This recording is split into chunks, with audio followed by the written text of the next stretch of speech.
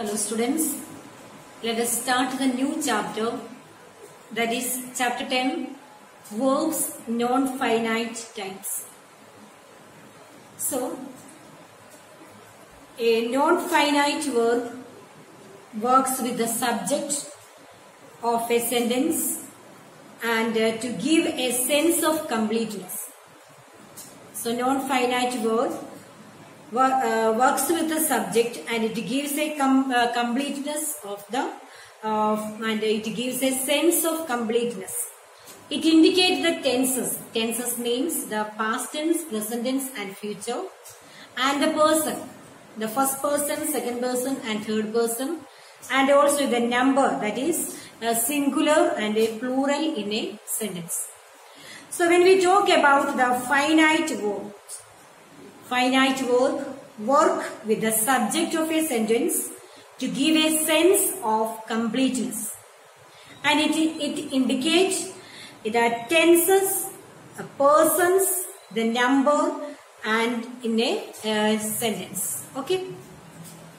So let us read the paragraph on page number 91. Nidhi works hard to do well in exams. She also helps others in understanding their assignment. Her friends often go to her to seek with her help. So in the first sentence, Nidhi works hard to do well in the exams. So Nidhi is your subject and the verb is, what is the verb here? Works. So it agree, the verb agree with the subject in a sentence. And here also in this next sentence, the verb works, helps, go and helped have a definite tense. Okay. Works, helps and go are in the present tense. You know that, no? The present tense, that is the base form of the first form of the verb. And help is in the past tense, ed form of the verb, the second form of the verb. The present tense, the works agree with the subject Nidhi. Okay, third person singular. And subject agree, the verb agree with the subject. And also in each sentence when you go through the paragraph, every sentences the subject agree with the verb. Okay, and the verb agree with their respective subject in each sentences. Work and helps agree with the subject Nidhi and she. The verb carries the S in the agreement with the third person singular, and go agrees with the subject and her friends, the third person plural. So we can say in the first sentence, the paragraph when we read, we can say that in all the sentences when we learn about the subject verb agreement, the verb is agree with the subject. Okay. So it says that a finite verb work with the subject in a sentence and it gives a sense of completeness. So it indicates the tense, the person and the number in a sentence. Okay. Here also the next topic is infinitives. An infinitives is non-finite verb that is preceded. Preceded means followed by to. So an infinitive is a non-finite verb that followed by to. For example, to do, to speak, to discuss, to eat, to seek. Okay, and to finish and to help. So we can say that an infinitive is a non-finite verb that is preceded, that is followed by to. So infinitives is always followed by to. For example, do you wish to eat your supper now? So which is infinitive here? To eat. Okay. The next examples I can give you. I came here to discuss the matter with you. So which is infinitive here? To discuss. Okay, so we can say that an infinitive which is followed by to. Next topic is the bare infinitive. So what is the bare infinitive? The infinitive that is used without the to is called a bare infinitive. The name itself we can understand. The infinitive and a bare infinitive. Okay. The verb with the to. We use infinitive and a bare infinitive. The infinitive that is used without to is called a bare infinitive. And bare infinitive follow all the rules that ordinary infinitives follows. So we can let us see the uses of the bare infinitive, where we use the bare infinitive.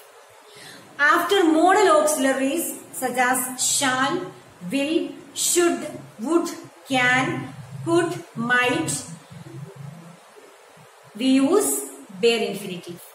So where we use the bare infinitive, after all the modal auxiliary verb we use bare infinitive. There are so many modal auxiliary verbs: shall, might, could, can, may.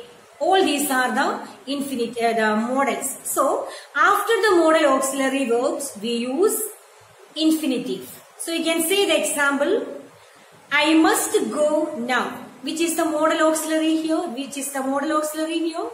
Must. Okay, must go. Okay, so we use the bare infinitive. We are not using to go. Okay, I must go now. Next one is, you can borrow this book. Can is here the auxiliary, modal auxiliaries, and bare is the borrow is the bare infinitive in the sentence. On page number 92, we can also open the book and see when I read and explain the chapter. Okay. The next one is the use of the bare infinitive is after the verb such as bid, bid, bid, feel, hear, know, let, make, see and watch. Before all these, after all these verb we use the bare infinitive. For example, the teacher saw him climb up the stairs. Okay, saw him climb up the stairs.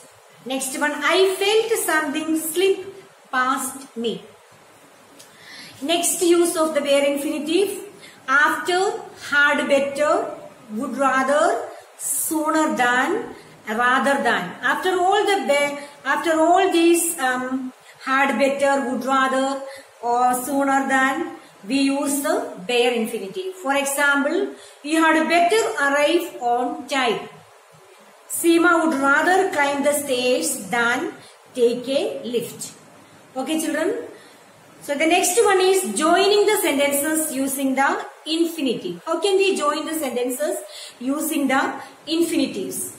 We can join sentences by using infinitives.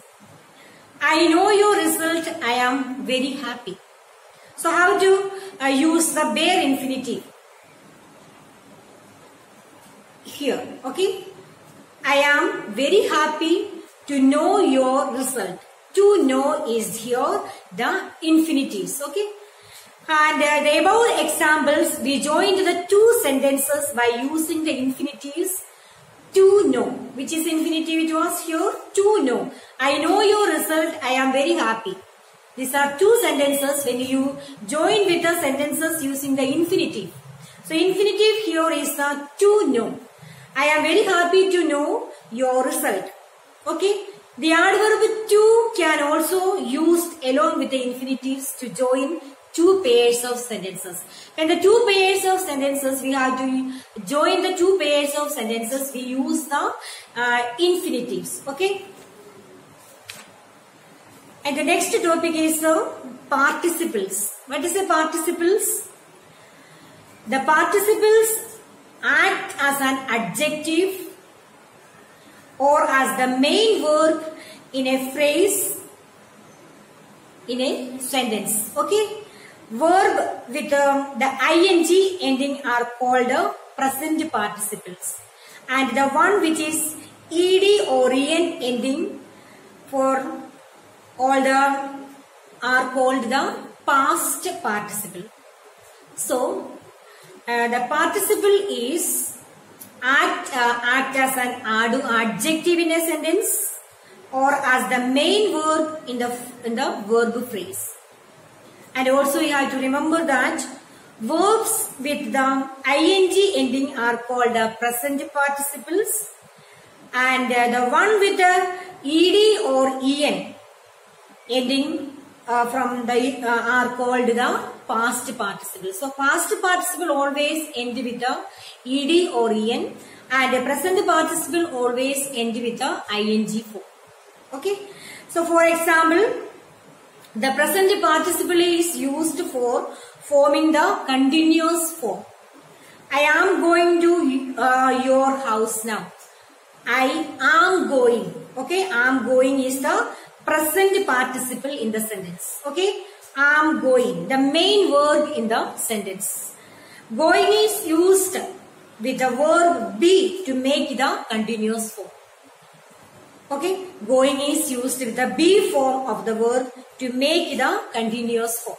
The next example is the present participle is used for modifying a noun as an adjective. We call such as verb adjectives. For example, I like dancing doll very much. Okay, so dancing doll. Dancing modifies the noun ball here in a sentence. I like this dancing doll. So dancing modifies the noun doll. Now the past participle. So the past participle is used for forming the perfect tense form. For example, I have visited the library twice today. I have visited the library twice today. So visited is used with the verb have to make the present perfect tense. Next one, forming the passive voice, we use the past participle form. I was asked to come here. So here, asked is used with the be verb to make the passive voice. Now the next one is modifying a noun or an adjective. Just like present participles, even past participle can be. Okay, for example, he looked at the attached papers carefully. So here, the attached modifies the noun paper. Okay, so there are a few exercises also. You will be doing it from the PDF and completing the exercises in your textbook and learning the definitions also. There are two more points to discuss, that is joining the sentences using the past participle and also gerunds. You know what is the gerund, no? Okay, gerund are the verb in ing form. Gerund is always used in a verb in ing form. The gerund has the same form as the present participles, but the gerund acts as the noun rather than a verb or a modifier in a sentence. So what is the gerunds?